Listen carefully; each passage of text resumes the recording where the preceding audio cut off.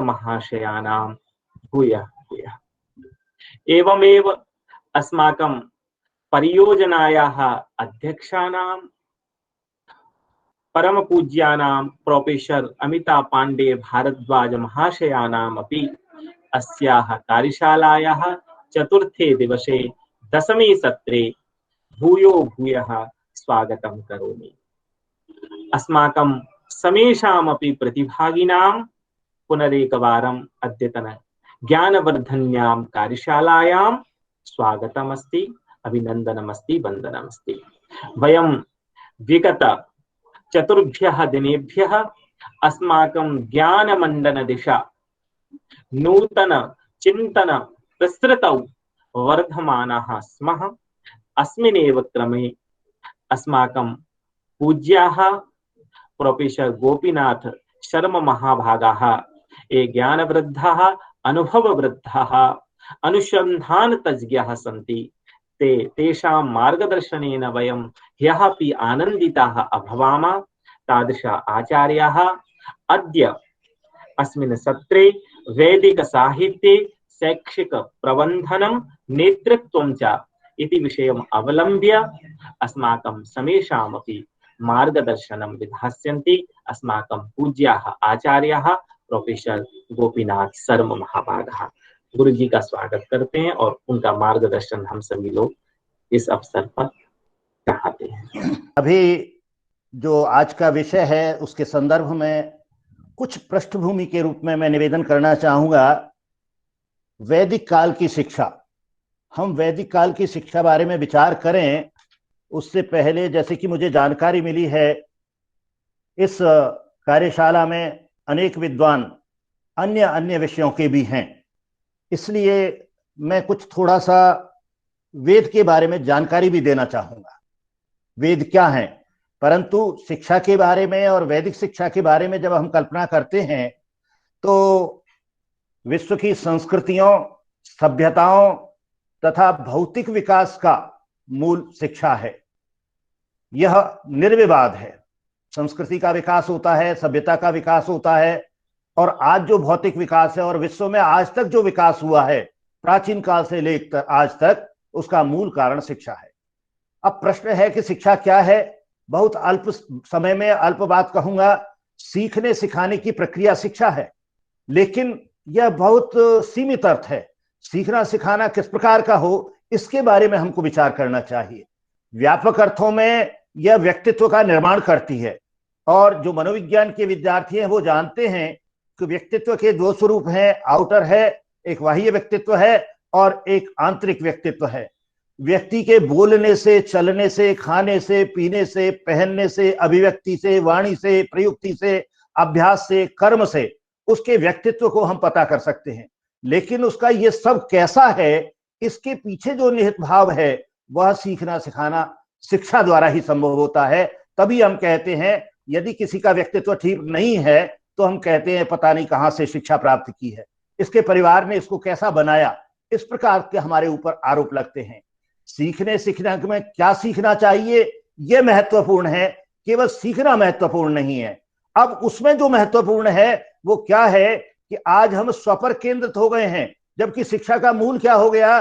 होना भी क्या चाहिए, स्व, अपने को सोचें, पर दूसरे को सोचें, राष्ट्र को सोचें, समाज को सोचें, और विश्व कल्याण के लिए जो मूल्य आ रहा है शिक्षा है, ज्ञान है, विद्या है, इन सब के बारे में गहनता से विचार करते हुए कि ऐसी कौन सी शिक्षा है, ऐसा कौन सा ज्ञान है जिसके द्वारा हम अपना विकास कर सकते हैं, दूसरों का विकास कर सकते हैं, दूसरों का हित कर सकते हैं, राष्ट्र का विकास करते हैं, समाज का विकास कर सकते हैं, विश्व कल्याण कर सकते हैं। ऐसी मूल्य आधारित शिक्षा को ही शिक्षा कहना चाहिए, न कि केवल ज्ञान मात्र को। यद्यपि मैं एक विशेष बात यह कहना चाहूंगा, गूगल पर बहुत ज्ञान पड़ा है, विश्वविद्यालयों में, पुस्तकालयों में बहुत प्रकार का ज्ञान है, लेकिन उस ज्ञान के वहां रहने से कोई लाभ नहीं है। जब तक व्यक्ति का व्यक्तित्व अच्छा नहीं बनता तब तक हम उस शिक्षा का सार्थक अर्थ प्रयुक्त नहीं कर सकते।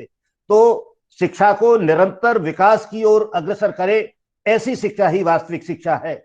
यह एक ऐसी प्रक्रिया है जो वैदिक काल से लेकर के या वैदिक काल से पहले भी जब हम बहुत सभ्य नहीं थे, हम बहुत जानकारी नहीं रखते थे, और आज तक जो विकास की गति हमने प्राप्त की है उसका मूल कारण शिक्षा ही है।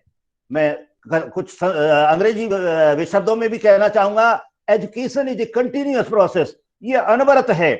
जो शिक्षा के विद्यार्थी हैं वो जानते हैं जन्म से लेकर मृत्यु पर्यंत शिक्षा शिक्षा है, और उसमें हम क्या सीखते हैं, कब सीखते हैं, कैसे सीखते हैं, रात्रि को सोते समय भी, स्वप्न में भी, और सो करके उठते समय भी हम कुछ ना कुछ सीखते रहते हैं। इट्स मेन एम, बल्कि मैं तो ये कहूंगा एम के अलावा ऑब्जेक्टिव्स भी, इसका जो है क्या कहेंगे, व्यक्ति का विकास ही शिक्षा है। टू गेन नॉलेज, ज्ञान प्राप्त करना। लेकिन ज्ञान कैसा? ज्ञान तो बहुत व्यापक है, हम कैसा ज्ञान प्राप्त करें ये एक विवेक की बात होना चाहिए। जिस प्रकार से हम परमाणु बम बनाएं, लेकिन किस लिए बनाएं ये हमारे पास आना चाहिए। क्या हम मनुष्य के विध्वंस के लिए बनाएं, या जमीन का उत्पादन बढ़ाने के लिए हम परमाणु बम का उपयोग करें, या समुद्र में जल को गर्म करके और भाप बना करके और उसका मेघ बना करके, बादल बना करके, जहां पानी बरसता नहीं है वहां वर्षा करें। इस प्रकार का यदि हम प्रयोग करते हैं उस ज्ञान का, तब तो हम कहेंगे वास्तव में वो शिक्षा है। और यदि वो विनाश करती है तो हम उसको शिक्षा नहीं कहते। इसलिए पहली बात है क्वालिटी एजुकेशन। हमको शिक्षा कैसी प्राप्त करनी चाहिए, कैसी शिक्षा देनी चाहिए, कैसी शिक्षा लेनी चाहिए, वो क्वालिटी शिक्षा होनी चाहिए, गुणात्मक शिक्षा होनी चाहिए, जिसमें क्या चीज विशेष है, वैल्यू बेस्ड गुड एजुकेशन, जिससे मनुष्य एक वैल्यू बेस्ड, मूल्य आधारित, जिसे ये कहा जा सके ये सच्चा मानव है। कभी हम ही कहते हैं, किसी व्यक्ति को कहते हैं, अरे भाई तुम तो मनुष्य भी नहीं हो। वो मनुष्य क्या है, मनुष्य क्या नहीं है, उसका शरीर तो मनुष्य का है, लेकिन जो चीज नहीं है वह शिक्षा है, वो मूल्य है जिसके कारण उसका व्यक्तित्व बना है। एक कंप्लीट मैन, जिसको हम पूर्ण मनुष्य कहते हैं। पूर्ण मनुष्य की कल्पना बहुत बड़ी है, जो कि हमारे वेदों में हमको मिलती है। इसलिए हमको वेदों की तरफ जाकर के हम जिस ज्ञान को प्राप्त करना चाहते हैं उसके बारे में हमको गहराई से विचार करना है। आज हम इसी संदर्भ में कुछ चर्चा करना चाहेंगे। अब जैसा कि मैंने पहले निवेदन किया, हमारे इस कार्यशाला में अनेक विद्वान ऐसे हैं जो दूसरे विषयों के हैं। यद्यपि उनको वैदिक का बहुत ज्ञान हो सकता है, बहुत ज्ञान होगा भी, परंतु मैं संक्षेप में बहुत जल्दी जल्दी कुछ बात कहना चाहूंगा। वेदों को विश्व ज्ञान का विश्वकोश कहा जाता है। Vedas are encyclopedias of knowledge. विश्व का जितना ज्ञान आज है, आज मनुष्य हवाई जहाज में जाता है, दूसरे लोक में जाना चाहता है, मनुष्य का भाग्य देखना चाहता है, मनुष्य की भौतिक उन्नति देखना चाहता है, वह सब वेदों में से पहले से उपलब्ध है। बल्कि मैं तो ये कहूंगा, आज का जितना विज्ञान है वह सब पूर्व की, पश्चिम की, जो पहले बीत चुका है उस संस्कृति की बात करता है, वर्तमान संस्कृति की बात करता है। लेकिन वेदों का एक ज्ञान है ज्योतिष, वह ज्योतिष तो भविष्य, मनुष्य के भविष्य की बात भी करता है। इसलिए हमारा जो वैदिक साहित्य है बहुत महत्वपूर्ण है, और इतना विशाल साहित्य है जिसमें सब कुछ है। मैंने रामायण के बारे में कल कहा था, मैं उसी प्रकार से वेद के बारे में कहना चाहता हूं। वेद को तो स्वयं भगवान कहा गया है। इसलिए ये एनसाइक्लोपीडियाज हैं, ज्ञान के अपूर्व भंडार हैं, और आज जो उन्नति हो रही है वह सब वेदों में पहले से निहित है। वेद कितने हैं? निर्विवाद है कि वेद 4 हैं, लेकिन अनेक विद्वान वृहत्रयी कह करके अथर्व वेद को वेद नहीं मानते। वो कहते हैं ऋग्वेद है, यजुर्वेद है, सामवेद है, और चौथे वेद अथर्व वेद की महत्ता भी स्वीकार की गई है।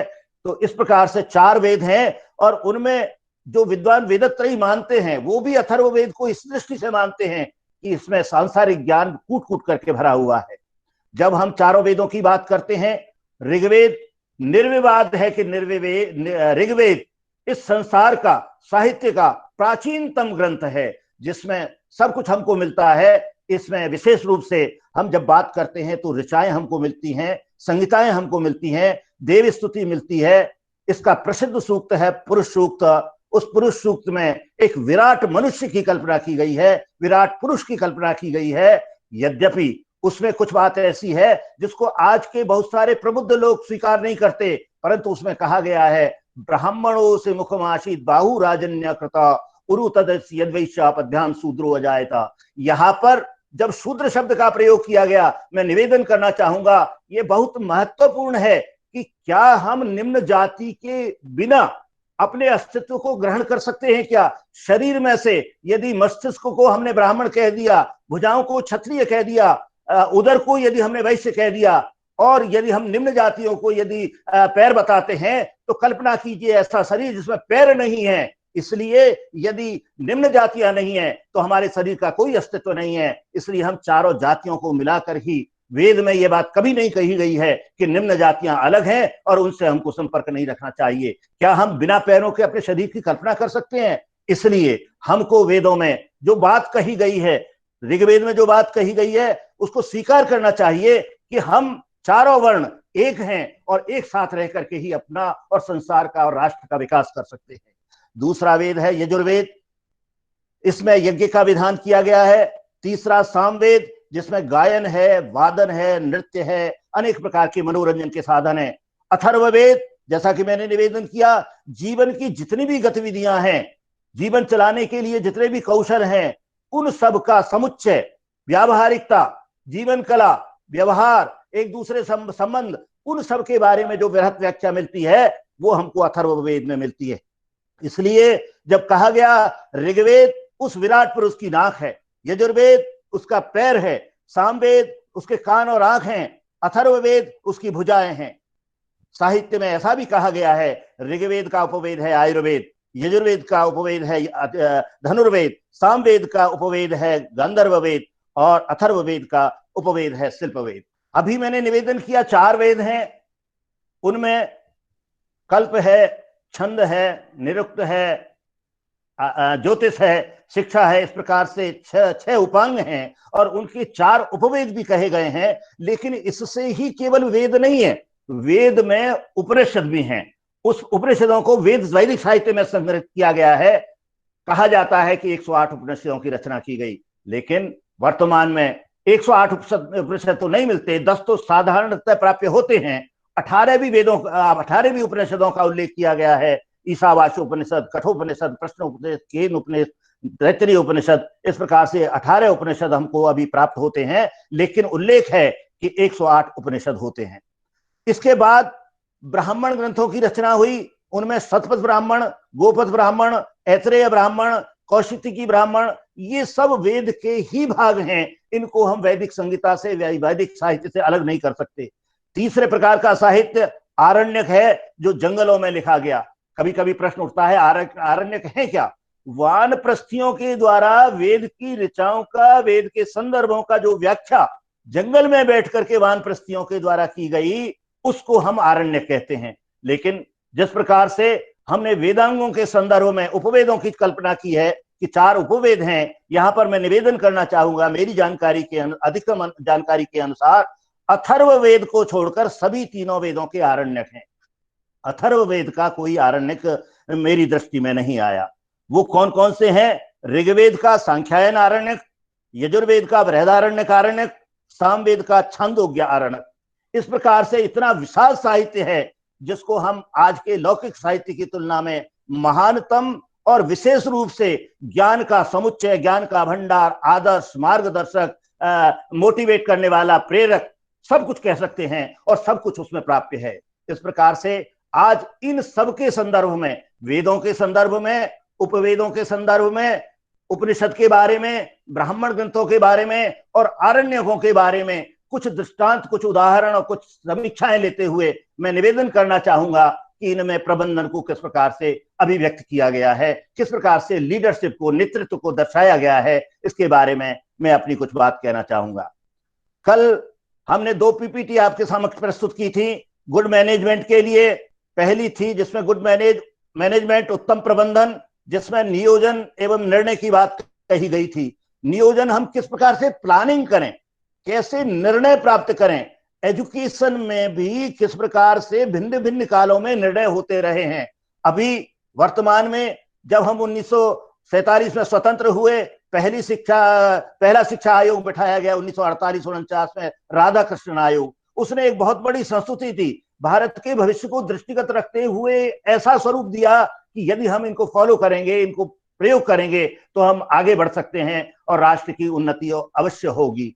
हमने उस आयोग के बाद में दूसरा आयोग, तीसरा आयोग, फिर उसके बाद में नीतियां बनाई और अभी 2020 में जो शिक्षा नीति आई, तो उत्तम प्रबंधन यही कहता है कि हम नियोजन करें, प्लानिंग करें कि हम भारत को, आज जब हम कोई नियोजन करते हैं तो हम भारत की दृष्टि को कैसे देखना चाहते हैं कि 1950 2050 में हमारा भारत कैसा होना चाहिए। विश्व की तुलना में जो हम अभी तक लोग हमको कहते हैं कि अभी तो आप विकासशील हैं, हम उस विकासशील के अपने जो पहचान है उसको समाप्त करके विकसित देशों की श्रेणी में आकर के हम बहुत कुछ आ गए हैं। विश्व गुरुत्व जो हमारा था उसको हम यद्यपि प्राप्त कर रहे हैं, लेकिन फिर भी सब लोग एक मत से कहने लगे कि हाँ, भारत वास्तव में आज विकसित देश है, इस श्रेणी में हम विकसित देश की श्रेणी में आ रहे हैं। उसके लिए शिक्षा का स्वरूप प्रबंधन कैसा होना चाहिए, उसका मैनेजमेंट कैसा होना चाहिए, उसका डिसीजन मेकिंग कैसा होना चाहिए, उसकी प्लानिंग कैसी होनी चाहिए, वे सब वेद में उपलब्ध है। दूसरा है ऑर्गेनाइजेशन।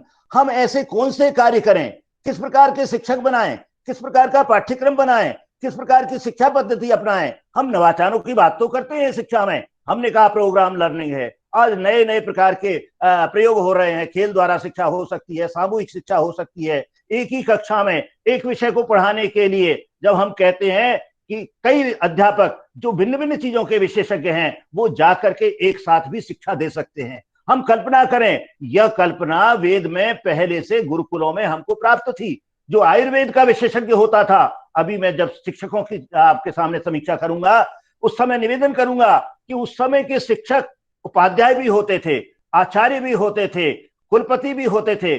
उपाध्याय के बारे में कहा गया था कि वह एक शास्त्र का विशेषज्ञ होता था। जिस प्रकार से हम हॉस्पिटल में जाकर के यदि कोई रोगी किसी भी रोग विशेष का है, हार्ट का रोगी है, कल्पना करें हार्ट का इलाज करते समय उसको कोई दूसरा रोग हो जाता है, तो आज भी अस्पतालों में ये व्यवस्था की जाती है, उस दूसरे रोग के विशेषज्ञ को तुरंत आहूत किया जाता है कि भाई इसको ये रोग हो गया है, पहले इसको ठीक करो, तब हम मूल रोग को ठीक कर सकते हैं। उसी प्रकार से शिक्षा में ऐसा कैसा प्रबंधन होना चाहिए, ऐसा कैसा संगठन होना चाहिए कि व्यक्ति शिक्षा तो ग्रहण करे, लेकिन उसका जो सोच है वह तांगे में जुते हुए घोड़े की तरह नहीं। तांगे में जुता हुआ घोड़ा, उसके दोनों आंखों के पीछे, आंखों के साथ में दो पट्टियां लगा दी जाती हैं, उसकी दृष्टि केवल एक रहती है, सामने रहती है। मैं निवेदन करना चाहूंगा, हमारी शिक्षा इस प्रकार से बधी हुई नहीं होनी चाहिए। वह शिक्षा ऐसी होनी चाहिए जो ब्रह्मा की शिक्षा थी, जो पश्चिम में भी है, उत्तर में भी है, दक्षिण में भी है, पूर्व में भी है। और निवेदन करूंगा कि वह ऊपर भी दृष्टि होनी चाहिए और नीचे भी दृष्टि होनी चाहिए। ब्रह्मा के चतुर्मुख होंगे, लेकिन वो ज्ञान की दृष्टि से इतना व्यापक था। इस प्रकार से आज की शिक्षा में जब हम विचार करते हैं तो मैं निवेदन करना चाहूंगा कि वेद में संगठन की बात कही गई है, उसमें किस प्रकार का संगठन आयोजन किया जाए। हम आज की प्रश्नावली के बारे में, आज के मूल्यांकन के बारे में बहुत सारे प्रश्न उठा देते हैं। मैं जब इस मूल्यांकन की चर्चा करूंगा तो निवेदन करूंगा कहां हमसे त्रुटि हो रही है, इसके बारे में वेद क्या कहते हैं, और उसके बारे में यदि हम वेद की दृष्टि देखें तो हम आज के मूल्यांकन पद्धति को सुधार सकते हैं। तीसरा बिंदु है लीडिंग। हम कैसे नेतृत्व करें, व्यवस्थाएं कैसे करें, कंट्रोलिंग नियंत्रण कैसे करें, उत्प्रेरण मार्गदर्शन कैसे दें। आज के विद्यार्थियों को मोटिवेशन की बहुत जरूरत है। हम मनोविज्ञान को पढ़ाते तो हैं, लेकिन उसमें क्या करते हैं, वृद्धावस्था, भिन्न प्रकार की अवस्थाएं, बाल्यावस्था में क्या विशेषता है, आंधी और तूफान की अवस्था है, किशोरावस्था। अरे भाई, इसकी जरूरत नहीं है। वो जो आंधी और तूफान की अवस्था है उसको मोड़ करके उसका अच्छा व्यक्तित्व कैसे बनाया जाए, इसके बारे में हमारा चिंतन होना चाहिए। कब किस प्रकार का विकास होता है, इस अवस्था में उसके वाणी में जो है गंभीरता आ जाती है, उसके बाल आ जाते हैं, उसके चलने में ऐसा हो जाता है, उसकी लंबाई बढ़ता है। इसकी कोई जरूरत नहीं है, ये तो सामान्य ज्ञान है। इसका उसके व्यक्तित्व पर क्या प्रभाव पड़ता है और उस व्यक्तित्व को किस प्रकार के बोला जाए कि वह एक आदर्श नागरिक, परफेक्ट नागरिक बने, एक पूर्ण मानव बने। इसके लिए जो बात वेद में कही गई है उसके बारे में हमको गहराई से विचार करना चाहिए। जब मैं ये निवेदन कर रहा हूं तब दूसरी स्लाइड कल हमने दिखाई थी आपको, उसमें हमने नेतृत्व की क्वालिटीज के बारे में बात की थी। Integrity, ability to delegate, communication, self awareness, gratitude, learning ability, influence, empathy, courage, respect. मैं स्मृति की बात यह कहना चाहूंगा, वो स्मृति में कहा गया है धृति, क्षमा, दमोस्ती, शौचम, इंद्रिय निग्रह। ये जो मूल्य हैं यही वास्तव में हमको विकसित करने हैं। हम जब ये कहते हैं सत्यम ब्रूयात, प्रियम ब्रूयात, न ब्रूयात सत्यम प्रियम, हम इस श्लोक को पढ़ाते समय विद्यार्थी को ये सिखाते हैं सत्य बोलना चाहिए, प्रिय बोलना चाहिए, इस प्रकार का बोलना चाहिए। विद्यार्थी जब इसका अभिप्राय अभिव्यक्त करते हैं तो कहते हैं कि ये सत्य बोलना चाहिए, इसमें सत्य का आग्रह किया गया है, इस श्लोक में ये छंद है, इसमें ये बात कही गई है, इसमें इतनी भाषा प्रयोग की गई है, इसमें ये विशेषता है, इसमें ये अलंकार है। हमको इस बात की जानकारी होना बहुत जरूरी नहीं है। हमको जो मूल्यांकन करना है उसमें यह देखना है इस श्लोक को पढ़ने के बाद विद्यार्थी में सत्य बोलने का आग्रह कितना हुआ। यदि वो सत्यवादी नहीं हुआ, सत्य के प्रति उसका आग्रह नहीं हुआ, तो 10 में से 10 अंक लाना व्यर्थ है। वेद यही कहते हैं कि जो हम शिक्षा दें वो शिक्षा ऐसी होनी चाहिए जो उसके व्यक्तित्व को अच्छा बनाए। इसलिए ये जो नेतृत्व करने वाले व्यक्ति के जो 10 गुण हैं उनके बारे में हमको गहनता से विचार करना चाहिए। जब मैं शिक्षा प्रबंधन की बात करता हूं तो वेदों की समीक्षा करते समय मैं कुछ बिंदुओं को उभारना चाहूंगा, आपके सामने कहना चाहूंगा कि हम शिक्षा के बारे में जो विचार करें तो व्यापक दृष्टि से शिक्षा का अर्थ क्या है इस पर गहराई से विचार करें। आज हम इस पर सोच ही नहीं रहे। विद्यार्थी से पूछो शिक्षा क्यों ग्रहण कर रहे हो, वह कहता है केवल नौकरी प्राप्त करना है। शिक्षा का अर्थ तो कभी नौकरी प्राप्त नहीं करता है।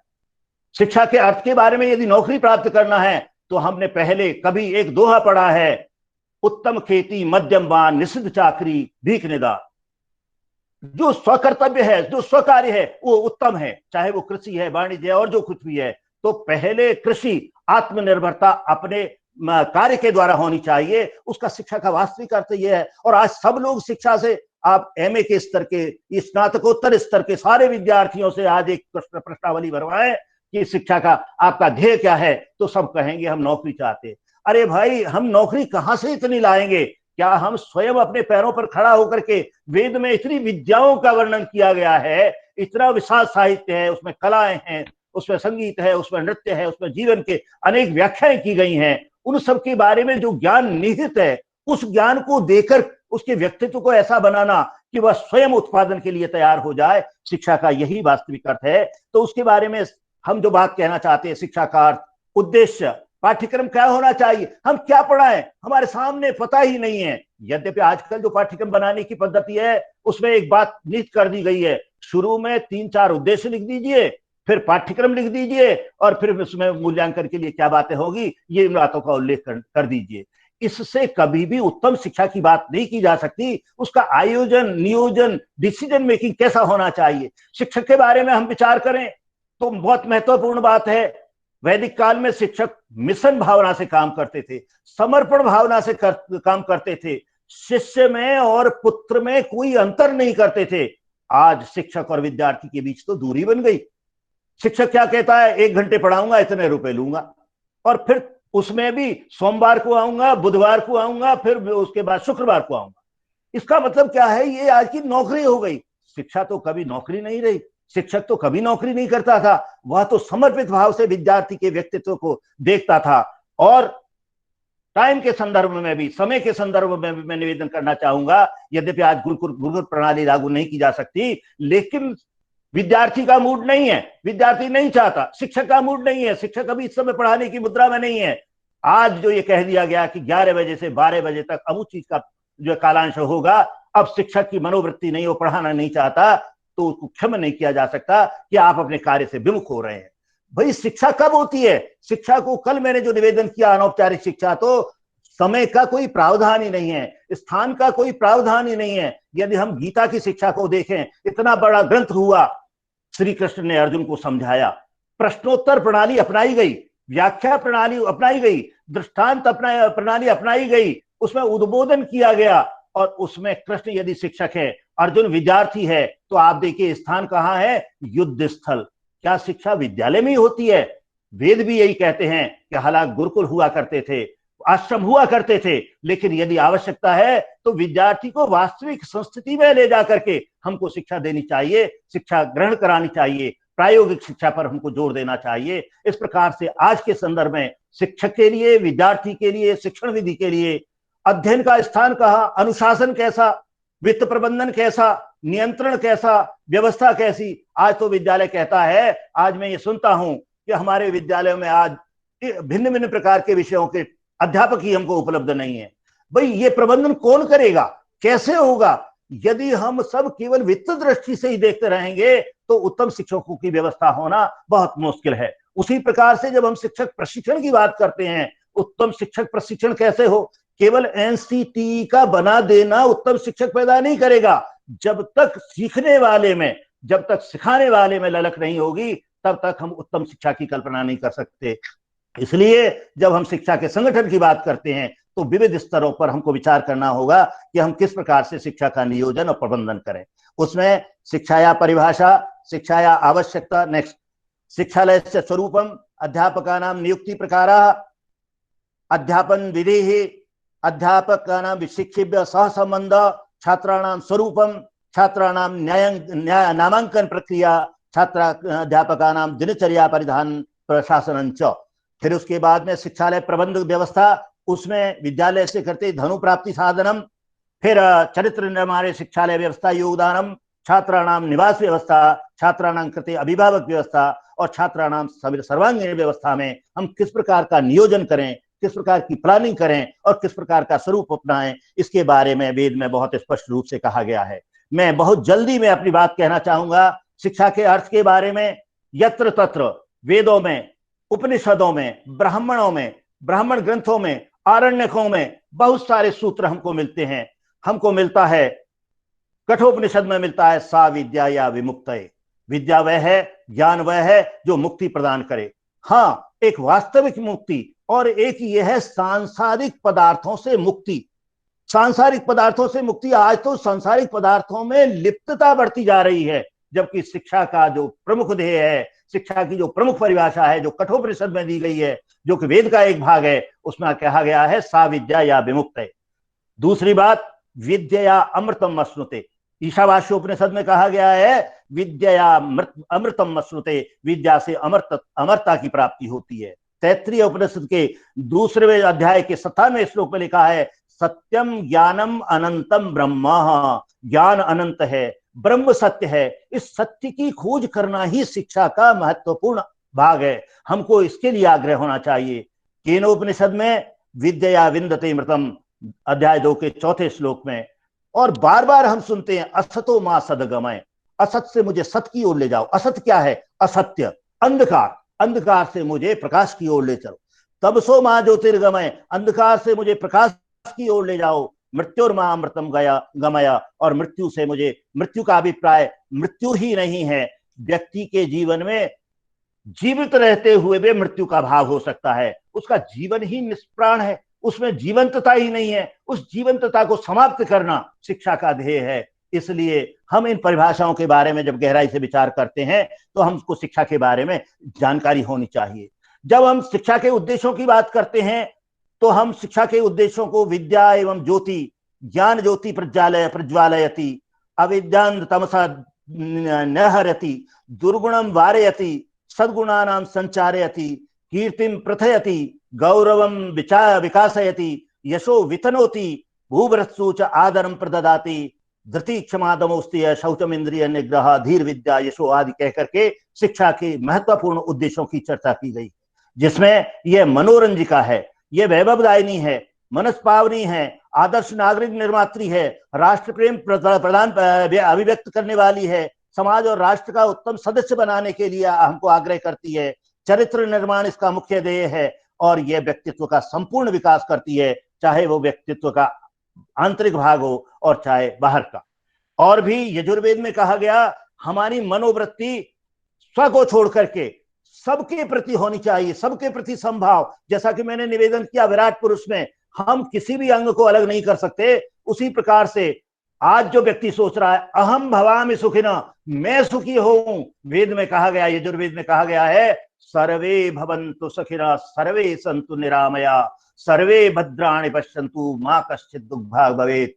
किसी को भी कोई किसी प्रकार का दुख न हो, सब सुखी हों, सब निरामय निरोगी हों, सब कल्याणकारी दृष्टि से देखें। अथर्ववेद में ही कहा गया है माता भूमि पुत्रो हम पृथिव्या, ये पृथ्वी अकेले व्यक्ति की नहीं है, मैं पृथ्वी का पुत्र हूं। और जितने प्राणी हैं, भारतीय संस्कृति और वेद तो ये कहते हैं कि वृक्षों में भी जीवन है। यदि वृक्षों में भी जीवन है तो प्रत्येक पदार्थ में ईश्वर का निवास है। मैं इस भूमि का उपभोग कैसे करूं कि मुझे भी उपभोग करना है और दूसरों को भी मैं उपभोग करने के लिए कुछ छूट। कैसा हमारा व्यक्तित्व बने? जिव्याया अग्रे मधुवे जिह्वा मूले मधुलकम ममेदत कृतावसो मम चित्तम उपासति, मेरी जिब्या से मधुर वाणी निकले। आज तो हर जो नवयुवक है उससे बात करो, इस प्रकार से गंभीर हो रहा है, इस प्रकार से चिंतनशील हो रहा है, इस प्रकार से आक्रोश में आ रहा है, बात करने में ऐसा लगता है जैसे वो लड़ने लगेगा। तो वेद कहते हैं, अथर्ववेद में कहा गया है, जिव्याया अग्रे मधु, हमारी जिह्वा के अग्रभाग पर मधु होना चाहिए। मधु से अभिप्राय मीठा पर नहीं, मीठे बोल हम बोलें। सत्यम ब्रूयात, उसमें भी कहा गया, प्रियम ब्रूयात, हमको प्रिय बोलना चाहिए। जिह्वा मूले मधुरकम मम में तत्रावसो मम चित्तामुपायसी, मेरे चित्त में मधुरता बनी रहे। और ईशावास्योपनिषद की कल स्वामी जी ने भी बहुत चर्चा की थी, और एक उदाहरण दे करके, ईशावास्यमिदं सर्वम यत्किंच जगत्यान जगत तेन त्यक्तेन भुंजीथा माग्रधस्वत्कद्धनम, उसमें सारे जितने भी विकार हैं, जितने भी कष्ट हैं, जितने भी आतंकवाद हैं, जितने भी परधन लोलुपता की बात है, वह सब समाप्त हो सकती है। कब? जबकि मैं ये सोचूं कि हर प्राणी में ईश्वर का निवास है। यदि मैं ऐसा सोचूंगा तो कहीं भी किसी भी प्रकार का कोई गलत काम करते समय मेरे तुरंत ध्यान में आएगा, यदि मेरे में ईश्वर का निवास है तो दूसरे में भी ईश्वर का निवास है। मुझे जैसा मैं अपने लिए व्यवहार चाहता हूं, मुझे दूसरे के साथ भी वैसा व्यवहार करना चाहिए। इस संदर्भ में ये एक बहुत महत्वपूर्ण बात है, इसके लिए हमको सन्नद्ध होना चाहिए। जब मैं शिक्षक की कल्पना करूं, जब मैं शिक्षक की कल्पना करूं तो वेदों में शिक्षक के लिए, जैसा कि कल मैंने निवेदन किया, सबसे पहले गुरु शब्द का प्रयोग हुआ है। एक बात मैं जानकारी कर रहा था, मैंने देखा बहुत से आदर्श गुरु, जैसे कबीर है, कबीर बिना पढ़ा लिखे, नानक देव बिना पढ़े लिखे, ऋषभ देव जी और दूसरे जितने बहुत सारे धर्मगुरु हैं वो बिना पढ़े लिखे हैं, लेकिन बिना पढ़े लिखे हुए भी हमने उनको गुरु की संज्ञा दी। और आश्चर्य की बात है, बिना पढ़े लिखों ने मार्गदर्शन किया और पढ़े लिखे लोग उन पर पीएचडी करते हैं। कैसी विडंबना है! हमारे गुरु के जो गुण हैं वो हम पढ़े लिखों में नहीं आ रहे हैं। वो गुरुत्व, वो अंधकार से प्रकाश की ओर ले जाने वाला, ब्रह्मा विष्णु और महेश से भी यदि कोई बड़ा है तो भारतीय संस्कृति में कहा गया है कि वह गुरु है, जो हमको वास्तव में उंगली पकड़ करके और सदमार्ग दिखाता है। दूसरे प्रकार का आचार्य, आचरणात् आचिनोति थी आचार्य, जिसका आचरण यूनिक है, जिसके आचरण को हम ग्रहण करना चाहते हैं, जैसा हम बनना चाहते हैं, और जिसके ज्ञान का अथाह भंडार है, किसी भी विषय में बात करें और जिस समय भी बात करना चाहें वह उसी प्रकार से उत्तर देना चाहता है, अपने विद्यार्थी को बनाना चाहता है कि मैं जितना अधिक से अधिक ज्ञान है आज के विद्यार्थी को प्रदान कर दूं। उस समय का गुरु तो ऐसा था।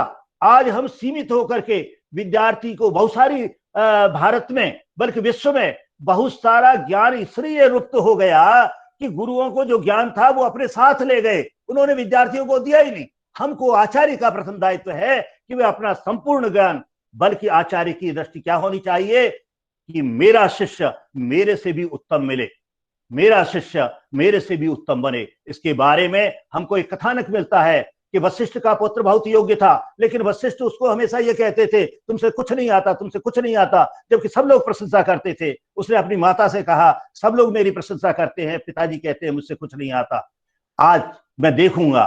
और वो पीछे जाकर के कुटिया पर बैठ गया। रात्रि में जब माता पिता बात कर रहे थे तो माँ ने कहा आप पुत्र से क्या कहते हो, उसको कुछ नहीं आता, वो बहुत खिन्न है।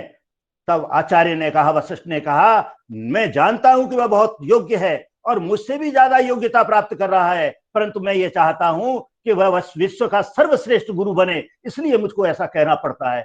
और जैसे ही पुत्र ने सुना वो आया, उसने दरवाजा खटखटाया और पिता के श्री चरणों में गिरे। ये विशेष बात जो आचार्य की है, वो गुण हम अपने विद्यार्थी में, मेरा विद्यार्थी मेरे से उत्तम बने, इसका प्रयोग होना चाहिए। फिर कुलपति शब्द मिलता है, फिर उपाध्याय, एक विषय का टीचर, जिसमें गुण क्या है, विद्वत्ता है, उसमें देवत्व है, उसमें ब्रह्मनिष्ठता है, विविध ज्ञान प्रवीणता है, चारित्रिक बल है, वरुणत्व है। यहाँ वरुणत्व का मतलब लिक्विडिटी, जैसे जल तरल होता है उसी प्रकार के टीचर में, अध्यापक में लिक्विडिटी होनी चाहिए, उसमें शांति होनी चाहिए, उसमें ट्रांसक्वालिटी होनी चाहिए, और उसमें विद्यार्थी को चयन करने की एक पृष्ठभूमि होनी चाहिए। जब हम ये बात कर रहे हैं तो उसमें मुख्यतः हम कभी कभी ऐसा देखते हैं कि कई बार विद्यार्थी पहुंच जाता था उस समय और गुरु उसकी परीक्षा लेता था कि वास्तव में इसको शिक्षा देनी चाहिए या नहीं देनी चाहिए। जालपा विद्यार्थी का एक उदाहरण है। जालपा विद्यार्थी पहुंच गया था, उसका नाम नहीं था, गुरु के पास पहुंचा, गुरु से कहा मुझे शिक्षा दो। उसने कहा आपने पिता का नाम बताओ। उसने कहा मुझे पिता का नाम नहीं पता। उसने जो है अपनी माँ के पास जाके कहा गुरुजी मुझे इसलिए शिक्षा नहीं दे रहे कि मुझे मेरे पिता का नाम पता नहीं है। माँ ने कहा तुम मेरा नाम ले देना, क्योंकि मुझे भी पता नहीं है कि तुम्हारे पिता कौन है। ऐसी संभावना बनने पर जैसे ही उसने कहा कि मेरी माँ ने कहा है कि मेरे पिता का नाम जालपा है, तो दूसरे शिष्य से हंसने लगे। गुरु ने कहा इसने सत्य बोला है, इसलिए मुझको इसे शिक्षा देनी चाहिए, शिक्षा देनी है। उसको शिष्य बनाया।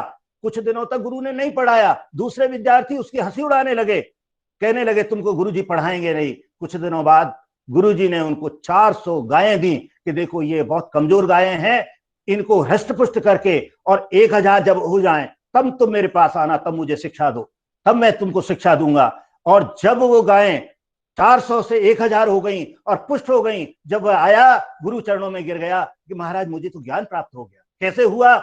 जल से सीखा, प्रकृति से सीखा, वायु से सीखा, आकाश से सीखा। तो इसका मतलब यह हुआ कि केवल जो लिखित ज्ञान है उसके द्वारा ही हम ज्ञानी बनते हैं, ऐसा नहीं है। प्रकृति सर्वश्रेष्ठ ज्ञान प्रदान कर सकती है। इसलिए इस प्रकार के आख्यान भी हमको मिलते हैं कि हम किस प्रकार से निश्चित रूप से ये बात सोचें। यहाँ पर एक जो विशेष बात है कि कभी कभी एक आक्षेप आता है, कभी कभी सुनने में आता है, सुनने में क्या आता है, वास्तविकता भी है कि प्राचीन काल में ब्राह्मण ही गुरु होते थे। हाँ, ब्राह्मण गुरु होते थे, लेकिन ऐसा नहीं है। यदि योग्यता है तो अन्य जातियों के लोग भी जो है वो गुरु देखे गए हैं।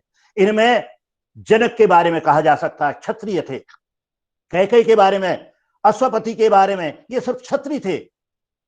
व्यास के पुत्र और जो है वो सुखदेव को ज्ञान प्राप्त करने के लिए व्यास जी ने जनक के पास भेजा, तो जनक महाज्ञानी और महागुरु बने।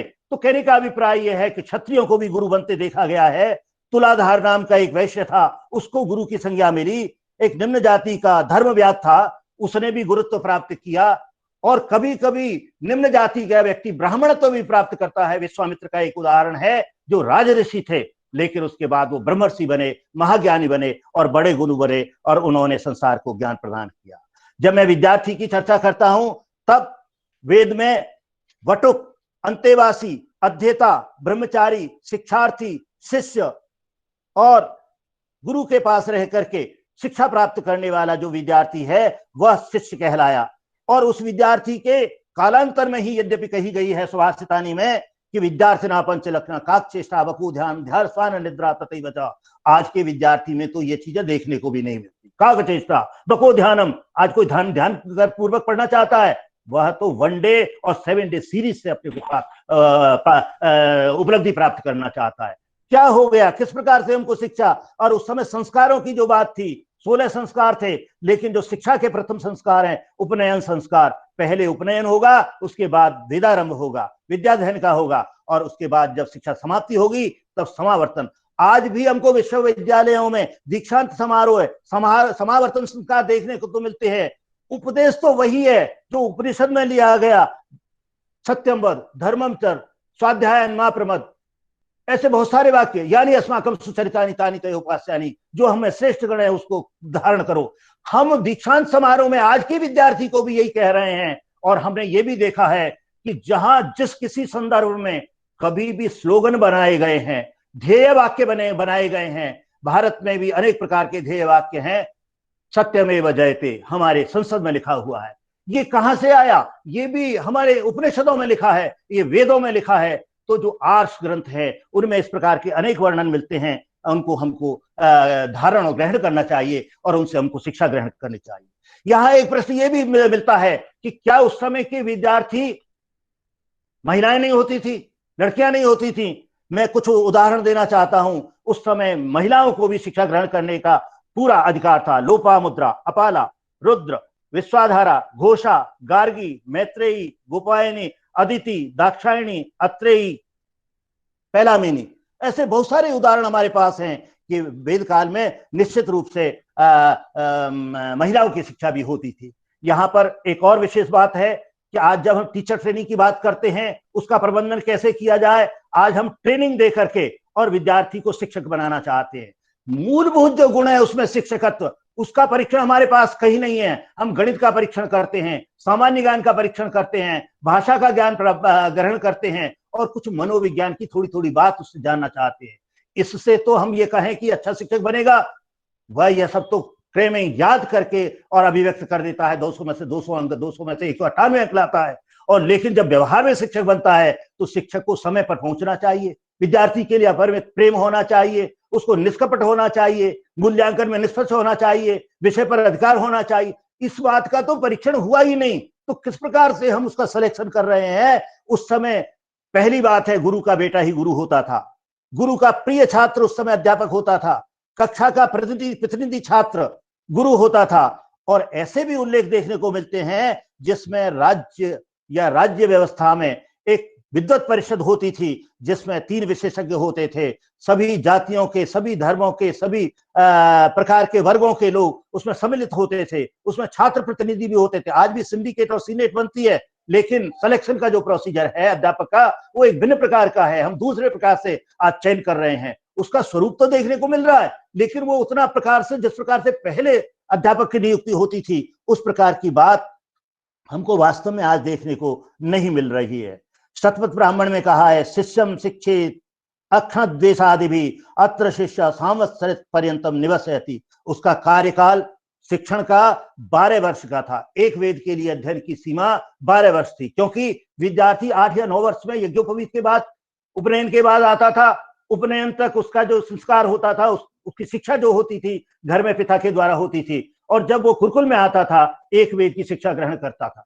लेकिन यहां पर एक निवेदन कर दूं कि यदि विद्यार्थी और भी वेदों का अध्ययन करना चाहे तो पुनः 12 वर्ष रहना पड़ेगा, तीसरे वेद का अध्ययन करना है तो पुनः 12 वर्ष रहना पड़ेगा, और चौथे वेद का अध्ययन भी करना है तो प्राय ऐसे उदाहरण भी मिलते हैं जिसमें हमको 48 वर्ष तक शिक्षा ग्रहण करने की बात कही गई है। जिस प्रकार से हम समावर्तन संस्कार की बात कहते हैं कि किस प्रकार से शिक्षा के अंत में दीक्षा दी जाती थी, यदि गुरु ये देखता था 12 वर्ष में अध्ययन नहीं पूरा हुआ तो गुरु ये भी मना कर सकता था कि अभी तुम्हारी शिक्षा पूरी नहीं हुई। मैं यहाँ एक छोटा सा कथानक निवेदन करना चाहूंगा। प्राचीन काल में गुरुकुल में विद्यार्थी आए, 12 वर्ष हुए, उनको पढ़ने के बाद उनकी परीक्षा ली गई। गुरु अपनी परीक्षा किस प्रकार लेता था उसकी बात भी मैं निवेदन करना चाहूंगा। और उसको कह दिया गया कि अब तुम जाकर के समाज में काम करो और गृहस्थ में प्रवेश कर जाओ, गृहस्थ आश्रम का उपभोग करो। वो विद्यार्थी आता, अपना पैसा पैदा करता, लेकिन एक विद्यार्थी 12 वर्ष पढ़ते पढ़ते हो गए, फिर दूसरे साल भी, तीसरे साल भी गुरुजी कह रहे हैं अभी तुम्हारी शिक्षा पूरी नहीं हुई। ऐसे 2-3 विद्यार्थी इकट्ठे हो गए और 13, 14, 15, 16, 17 वर्ष हो गए, गुरुजी कह रहे हैं अभी तुम्हारी शिक्षा पूरी नहीं है। वो तीनों विद्यार्थी गुस्से में आकर के गुरुजी के पास पहुंचे कि महाराज आप सबको 12 वर्ष में शिक्षा से निकाल देते हैं, शिक्षा पूरी कर देते हैं, और हमारी 17-18 वर्ष हो गए, हमको शिक्षा पूरी नहीं हुई। गुरुजी ने कहा हाँ वास्तव में इनको क्रोध तो अवश्य होगा। उन्होंने कहा कल मैं तुम्हारी परीक्षा लूंगा। गुरुजी ने क्या काम किया, रात्रि के समय एक पतले मार्ग पर कुछ कांटे बिखेर दिए, कुछ पत्थर गाड़ दिए नुकेले नुकेले, और जैसे ही प्रातःकाल हुआ गुरुजी ने तीनों शिष्यों को बुलाया, आज मैं तुम्हारी परीक्षा लूंगा, जो उसमें उत्तीर्ण होगा उसको मैं आज स्नातक घोषित करूंगा। पुत्रों से, उनसे शिष्यों से कहा कि देखो वो पेड़ दिखाई दे रहा है, उस पर जो फूल लगे हैं, मैं पूजा करना चाहता हूं, जल्दी से सबसे पहले जो फूल लेकर के आएगा उसको मैं आज उत्तीर्ण घोषित करूंगा।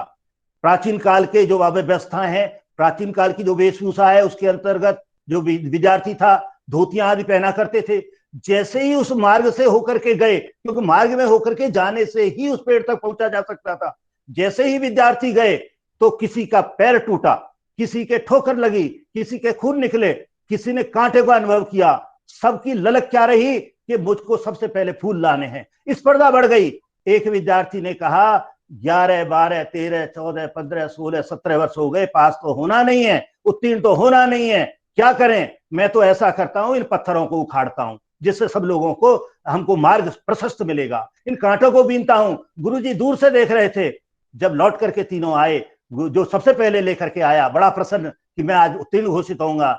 गुरुजी ने कहा तुम्हारी शिक्षा भी पूरी नहीं है, अभी इस विद्यार्थी की, जिसने शिक्षा का वास्तविक जो अर्थ है उसको सीखा है, दूसरों के हित के लिए इसने मार्ग को प्रशस्त किया, मार्ग को साफ किया, कंटक विहीन किया, इसलिए वास्तव में इसने शिक्षा ग्रहण की है, मैं आज इसको स्नातक घोषित करता हूं। आज जो हम क्रैमिंग से रट करके जो परीक्षा पास कर रहे हैं, तो उस समय की जो शिक्षा थी उसमें तैत्तिरीय उपनिषद में कहा गया, सत्यम व धर्मम च स्वाध्यायान मा प्रमद, सत्यान न प्रमदितव्यम, धर्मान कुशान न प्रमदितव्यम, भूत्यै न प्रमदितव्यम, स्वाध्याय प्रवचनाभ्याम न प्रमदितव्यम, देव पितृ कार्याभ्याम न प्रमदितव्यम, मातृदेवो भव। आज देखें, आज तो वृद्धाश्रम में माता पिता को भेजने की बात की जाती है। तैत्तिरीय उपनिषद कहता है, उसके प्रथम अध्याय के 11वें श्लोक के दूसरे श्लोक में वर्णन है, मातृदेवो भव, पितृदेवो भव, आचार्य देवो भव। भाई यदि हम ऐसे बन जाएंगे तो हमारे परिवार में एक समरसता कैसे पैदा होगी, इसकी हम कल्पना कर सकते हैं। और जो बाद में कही जाती थी बात, आचार्य देवो भव, अतिथि देवो भव, यानी अस्माकं सुचरितानि तानि उपास्यानि। गुरु विद्यार्थी से कहता है, मैं भी मनुष्य हूं और हर मनुष्य में कुछ ना कुछ कमी होगी, मुझ में भी कमी है, तुमको मेरे में उस कमी को नहीं देखनी है, और मुझ में ही नहीं, पिता में भी नहीं देखनी, माता में भी नहीं देखनी, बड़ों में नहीं देखनी, आर्थ चरित्रों में नहीं देखनी, बड़े लोगों में नहीं देखनी, आपको हर व्यक्ति में, क्योंकि हर व्यक्ति में अच्छाई भी होती है, हमको अच्छाई को देखना है। इसलिए गुरु शिष्य से उस समय कहते थे, हमारे जो शुभ चरित्र हैं उन्हीं का अनुकरण करना, उन्हीं की तुम्हें उपासना करनी है, जो हम में कोई न्यूनता है उसके बारे में तुमको चिंता नहीं करनी है। जब मेथोडोलॉजी अध्यापन विधि की बात करना चाहता हूं तो उसमें श्रवण मनन निधिध्यासन, ये बात मैंने पहले भी कल भी कही थी, लिसनिंग, थिंकिंग, कॉन्टेम्पलेशन, उसमें कुछ छोटी बातें हैं। बिफोर स्टडी हम किस प्रकार से सोचें, आज बिफोर स्टडी तो कोई सोच ही नहीं रहा है। तत्काल किस प्रकार से मैं पकी पकाई सामग्री लेकर के और किस प्रकार से उगल आऊं, उतना मुझे याद हो जाए कि मैं परीक्षा में उत्तीर्ण हो जाऊं, ये लक्ष्य विद्यार्थी का परीक्षा में हो गया। तो अध्यापन विधि में पहले स्टडी, पहले उसको गहराई से देखना, एक्सरसाइज, अभ्यास, अपूर्व शीघ्रमेवास्य अवबोधनम, मेरे को अवबोधन ठीक से हो, ठीक जल्दी हो जाए। ज्ञान, उसका फल क्या है, उसका अर्थवाद क्या है, उसकी उपपत्ति क्या है, उसका परिणाम क्या है, और व्याख्या कैसे, मौखिक होती थी, प्रश्नोत्तर से होती थी, वाद विवाद से होती थी, उपदेश से होती थी, दृष्टांत से होती थी, उदाहरण से होती थी।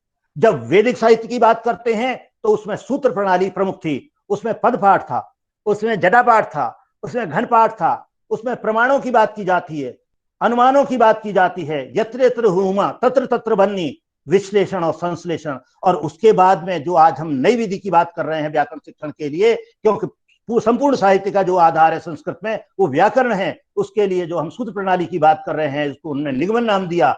आज उससे बढ़ करके हम आगमन पर पहुंच गए, और आज आगमन से भी आगमन निगमन पर पहुंच करके हम प्रोग्राम लर्निंग और प्रायोजना विधि की तरफ चले गए हैं, जिसमें कि विद्यार्थी स्वाध्याय विधि से ही सीखता है।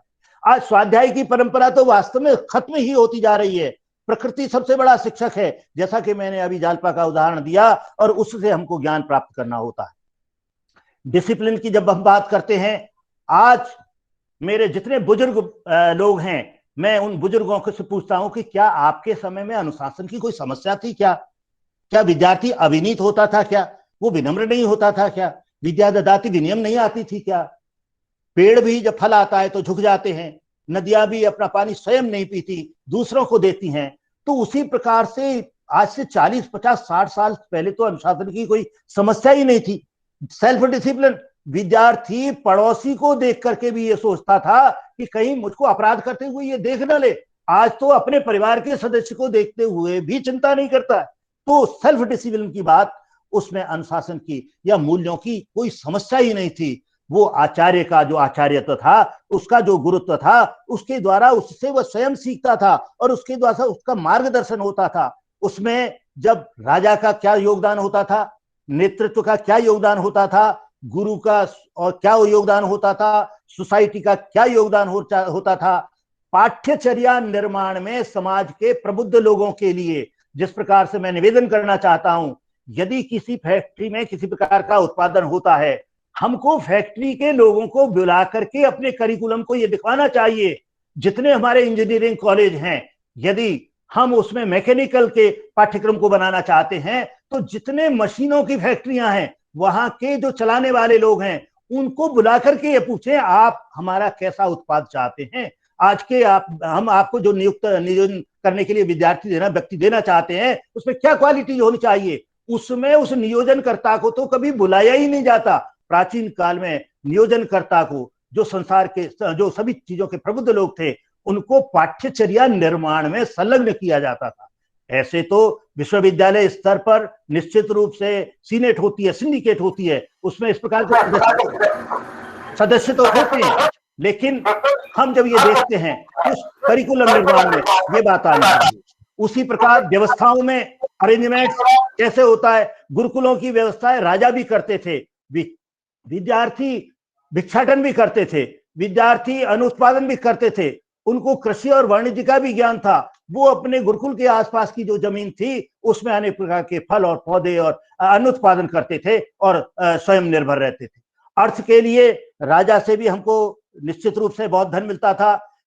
वेदों में कौत्स का एक उदाहरण मिलता है, एक शब्द मिलता है, गुरु दक्षिणा भी दी जाती थी। जब समावर्तन संस्कार होता था, जब दीक्षांत समारोह होता था, गुरु को शिष्य कुछ धनराशि भी देता था, उससे भी खर्चा चलता था। राजा भी आय व्यय के लिए कुछ खर्च देता था।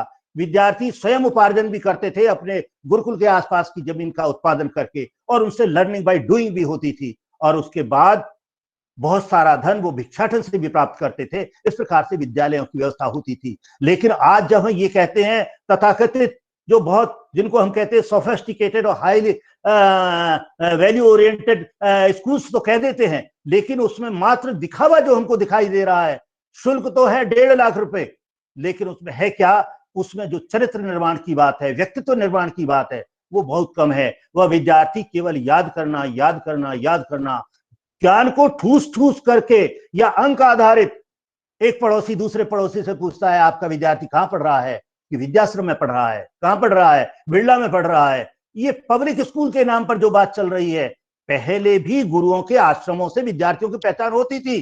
प्राचीन काल में भी यह होता था, ये किसका शिष्य है? ये वशिष्ठ का है, ये भृगु का है, ये परशुराम का है, ये अमुक शिष्य, अमुक गुरु का शिष्य है, वहां का स्नातक है। उससे जिस प्रकार से आजकल यूनिवर्सिटी को एक स्टेटस मिलता है नेक के द्वारा, ये ए श्रेणी है, बी श्रेणी है, इसी प्रकार से उस समय गुरु के द्वारा ही गुरुकुल की और शिक्षा की मान्यता को हम देखते थे। उसमें अर्थ की कोई बात ही नहीं थी। अर्थ का काम तो भगवान की कृपा से इन छोटे छोटे प्रयत्नों से चल जाता था। उसी प्रकार से कुलपति के रूप में, आचार्य के रूप में, उपाध्याय के रूप में, शिक्षक के रूप में एडमिनिस्ट्रेशन चलता था, और उसमें विद्यार्थियों का भी बहुत बड़ा योगदान होता था। जब हम इवैल्यूएशन की बात करते हैं, उस समय सेल्फ इवैल्यूएशन विद्यार्थी को स्वयं पता चल जाता है। जिस प्रकार से रोगी को कभी कभी पता चल जाता है उसको ये रोग है, पर डॉक्टर क्या करते हैं, इन्हें अनेक प्रकार के टेस्ट कराते, परीक्षण कराते, उसके बाद वो निदान करते हैं, और उसके बाद भी कोई गारंटी नहीं। उस समय सेल्फ मूल्यांकन, स्वमूल्यांकन की बात थी। उसमें बिहेवियर, इसके व्यवहार में वैसा परिवर्तन जो हमने पढ़ाया। मैंने निवेदन किया सत्यम ब्रूयात प्रियम ब्रूयात, इसमें 10 में से 10 अंक लाना जरूरी नहीं है। मैंने अभी निवेदन किया तथाकथित जो ऊंचे विद्यालय कहे जा रहे हैं, उनमें कंपटीशन क्या होता है, एक अभिभावक दूसरे अभिभावक से पूछता है तुम्हारे बच्चे के कितने नंबर आए? वो कहता है 98% आए। अरे मेरे तो 99% आए। तीसरा कहता है 100%। ये जो अंक हैं, ये अंक शिक्षा नहीं है। अंक तो बनावटी हैं। उसका व्यवहार कितना उत्तम बना, वो कैसा गुडमैन बना, वो चरित्रवान कितना बना, इसके बारे में यदि हम मूल्यांकन करें तब हम ये कहेंगे। तो बिहेवियरल इवैल्यूएशन होता था, टाइम बाउंडेड इवैल्यूएशन होता था। उस टाइम बाउंडेड को आज भी ले लिया गया। सेमेस्टर सिस्टम, 6 महीने में परीक्षा होने लग गई। 6 महीने में परीक्षा होने के बाद बात तो बहुत सुंदर है, मनोविज्ञान आधारित भी है, परंतु 6 महीने के बाद 12वें महीने में जो दूसरे सेमेस्टर की परीक्षा हो रही है, उस विद्यार्थी से पहले सेमेस्टर की परीक्षा लीजिए, आपको पता चलेगा कि वो विद्यार्थी उस ज्ञान को भूल चुका है। और यदि वो 4 साल का कोर्स है, 8 सेमेस्टर में, उसको पहले सेमेस्टर की कोई बात याद ही नहीं है। तो क्या यही मूल्यांकन होना चाहिए कि कागज पर उसका अंकन हो गया कि 100 में से 100 अंक है? ये बात उस समय भी थी। टाइम बाउंडेड इवैल्यूएशन होता था। उसी प्रकार से सिचुएशनल इवैल्यूएशन, गुरु वास्तव में उस स्थिति में तैराकी सीखनी है तो तैर करके वो किस प्रकार से आगे बढ़ेगा, किस प्रकार से भीड़ में से चलेगा। हम जिस प्रकार से वाहन चलाने का एक प्रमाण पत्र देते हैं, वहां पर ये करते हैं, एक 8 का अंक बना देते हैं अंग्रेजी का, और उससे कहते हैं इसको चला। हम तो ये कहें कि भीड़ बड़े बाजार में, और वो कितनी कुशलता से अपने वाहन को निकाल ले जाए, न तो किसी को टक्कर लगे और न वाहन में किसी प्रकार की क्षति हो, और वो समय से उसको निकाल ले। उन्हें घंटों लगा दिए तो भी वो फेल होगा, इसलिए वो जल्दी से निकाल ले, बिना वाहन में त्रुटि हुई निकाल ले, उसको आपको स्वयं को क्षति नहीं हो। इस प्रकार से वो सिचुएशन जो हुआ करती थी उसका मूल्यांकन होता था। इस प्रकार से निश्चित रूप से उस समय जो बहुत सारे उदाहरण मिलते हैं, इसी प्रकार से जो मैंने बात कही, आर्थिक प्रबंधन में राज्य अनुदान मिलता था, गुरु दक्षिणा मिलती थी। कौत्स ने रघु से 60 करोड़ मुद्रा इसलिए मांगी कि गुरु ने उससे कहा था कि मुझे 60 करोड़ मुद्राओं की आवश्यकता है। बृहदारण्यक उपनिषद में, छांदोग्य उपनिषद में उद्धालक और आरुणि का भी एक उदाहरण मिलता है, जिसमें आश्रम के समीप गुरु की आज्ञा से वह जल में, ठंड में और जल में मेड़ बंद नहीं रही है, स्वयं उसमें लेट करके और उस पानी को रोकता है। कितना बड़ा उदाहरण। आज के विद्यार्थी टीचर के लिए, अध्यापक के लिए ऐसा समर्पित है क्या? तो आज तो यदि भिक्षाटन की बात करें तो आज तो विद्यार्थी भिक्षाटन कर ही नहीं सकता है। ये बातें हमको वैदिक साहित्य में मिलती हैं। कुछ और बात मैं निवेदन करना चाहूंगा कि हम जब वेदों की बात करते हैं तो उसमें बहुत सारे ऐसे सूत्र भी हमको मिलते हैं जिसमें हमको देखने को मिलते हैं कि यदि हम ऐसा कर दें तो हम शिक्षा को बहुत श्रेष्ठ और श्रेयस्कर बना सकते हैं, उसका प्रबंधन उत्तम कर सकते हैं। उसमें ऋग्वेद में कहा गया है, दूसरे अध्याय के 42वें उसके 6ठे श्लोक में, मान स्तेन ईशत मागशंसा, चोर और पाप प्रशंसक हम पर शासन न करें। ये मैनेजमेंट की एक व्यवस्था है। चोर और पाप प्रशंसक, आज हो क्या रहा है? कौन शासन करे, इसकी परिभाषा ही हमारे पास नहीं है। भद्रम पश्चिमाक्षभिर्यजत्रः, यजुर्वेद के 25वें अध्याय के 21वें श्लोक में, हम आंखों से शुभ वस्तुएं देखें। जो हमने बहुत बार पढ़ा है, जीवे में सरदा सतम, शृणुया में सरदा सतम, प्रभृवा में सरदा सतम। हम प्रकृति की दोहन कर रहे हैं। यदि हम प्रकृति का दोहन ठीक से चेत जाते तो शायद ये जो महामारी अभी 2-1.5 साल पहले आई हमारे पास और 1 साल तक हम त्रस्त रहे, ये महामारी हमारे पास नहीं आती। इसलिए हमको भिन्न भिन्न प्रकार के जो बातें वेदों में कही गई हैं, उनको यदि हम शिक्षा में लागू करें तो हमारी बहुत सारी समस्याएं स्वतः हल हो सकती है। भद्रम कर्णे विसृण्याम देवा, कुर्वन्नेह कर्माणि जिजीविषेच्छतम समा, आनो भद्रा कृतवो यन्तु विश्वता, मातम चित्वा गातुमितम अर्थवा। पहले जो हम करना चाहते हैं उस पर विचार करें। ब्रह्मचर्येण तपसा राजा राष्ट्रम विचक्षण, शतहस्त समाहार सहस्त्र हस्त वितरता। 100 हाथ से कमाओ, 1000 हाथों से वितरित करो। आज तो हम क्या कर रहे हैं, 100 हाथों से कमा रहे हैं और 1 हाथ से भी वितरित नहीं करना चाह रहे। संग्रह संग्रह संग्रह संग्रह। जो हमने पहले बात कही है कि जैन धर्म में भी जो बात कही जाती है परिग्रह की, उसको हमने परिग्रह कर दिया। फिर सत्यमेव जयते नान्यतम, और अंत में विवेकानंद की जो बात, जो विवेकानंद जी कहते थे और वो वेद में लिखी गई है, कठोपनिषद के 3रे अध्याय की 4थी वल्ली में लिखा है, उत्तिष्ठ जागृत परन्न प्राप्त वरन्न बोधत। उठो, जागो और श्रेष्ठ आचार्यों से श्रेष्ठ आचार्यत्व को प्राप्त करो, श्रेष्ठ गुणों को प्राप्त करो, जीवन को सफल बनाओ और अग्रणी भूमिका निभाते हुए अपने राष्ट्र का, अपना और अपने समाज का विकास करो। इन्हीं सभी शब्दों के साथ मैं वैदिक साहित्य में जो शिक्षा के प्रबंधन के बारे में भिन्न भिन्न संदर्भों में जो बात कही गई है वो निवेदित करके अपनी वाणी को विराम देता हूं। मुझे आयोजकों ने अवसर दिया, मैं पुनः पुनः उनका धन्यवाद और आभार व्यक्त करता हूं। नमो नमः, सर्वेभ्यः नमो नमः। धन्यवादः गुरूणाम्। अत्यन्तं मार्मिकं सारगर्भितं च व्याख्यानं वैदिक वाङ्मयैः प्रबन्धनं नेतृत्वं च विषये आचार्यैः कृतं। तदर्थं वयं विश्वविद्यालयपक्षतः, अस्माकं शिक्षण अधिगम केन्द्रपक्षतः, केन्द्रस्य अध्यक्षाणां प्रोफेसर अमिताभ पाण्डे भारद्वाज महोदयानां पक्षतः भूयो भूयः धन्यवादाः विक्रियन्ते।